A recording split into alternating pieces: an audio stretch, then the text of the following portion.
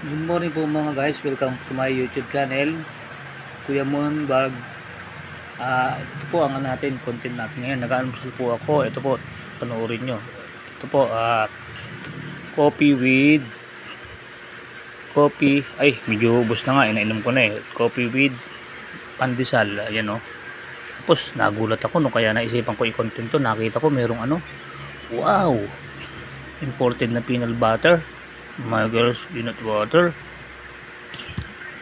Dati paludis-ludis lang, nag-level up na ngayon sa ano ko to, siguro dun sa manugang, kasi yung manugang ko po parang may kamag-anak ata sa Australia yan, pinadala na naman siya. Tinikman ko, masarap, kaya lang hindi naman talaga ako mahilig sa peanut butter. Tinikman ko lang, sabi ko level up dati pa ludis-ludis lang tapos tsaka yung pandesal na nga namin, ang laki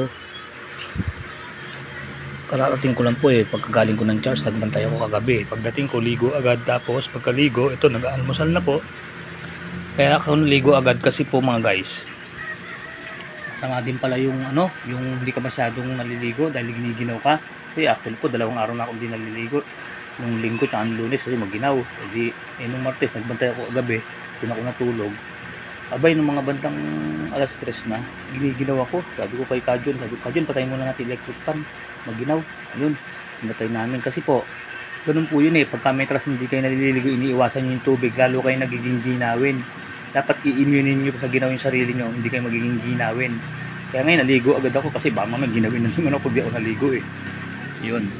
Kaya pagkaligo, almusal, ito papakita ko sa inyo yung aking naalmusal. Wait, I want! Ang laki ang laki, 5 piso lang po yan, tsaka masarap siya, kaya kumain ulit ako nakita ko kasi yung binibilhan nito, alam ko masarap ang pandesal na to nung makita ko, kaya sabi ko ay magpapandesal ulit ako. Actually naman po nag-almusal na kami ron sa church, kapit tinapay din kaso nung makita ko to, alam ko masarap na tinapay ito, kaya sabi ko pengi, titikim ulit ako, mag-almusal ako, timpla ulit ng kape. Ito masarap po, yung basta yung binibilhan namin, ano to po to yung binibilhan po namin ito malapit sa sa lamayan ng Bangkay, katabi po ng bangkitikin ko na po katabi po ng Baluyot. Di ba may kasabihan nga po na kung saan may lamayan doon may tinapay, kaya ang tinapay masarap. Kung saan may bangkay doon may tinapay. Kapit tinapay. Kaya alam ko masarap tong tinapay na to dahil malapit sa patay ito yun ang mga kasabihan kaya masarap ang timpla.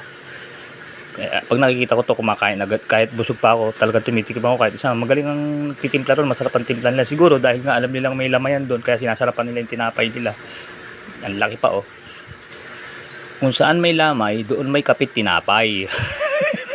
Di ba mga guys, yun ang kasabihan. Kaya kahit nag-almusal na ako sa church, nung makita ko to, ay magtitinapay ulit ako. Sabi nga ng misis ko, huwag kang masusobra na, mataas din sa sugar yan. Kaya lang di ko napigilan, naka-3 rin ako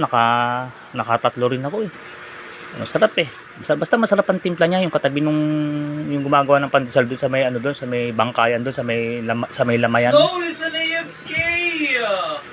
Ngayon napag-isip-isip ko na kung ba't masarap ang tinapay nila. Yun nga kasi may kasabihan kung saan may lamay doon may kapit tinapay. Hindi, joke lang po mga guys sige po pala, hanggang dito na lang, pinakita ko lang po sa inyo ang aking almusal. Of course we're gonna win that. He's fucking AFK.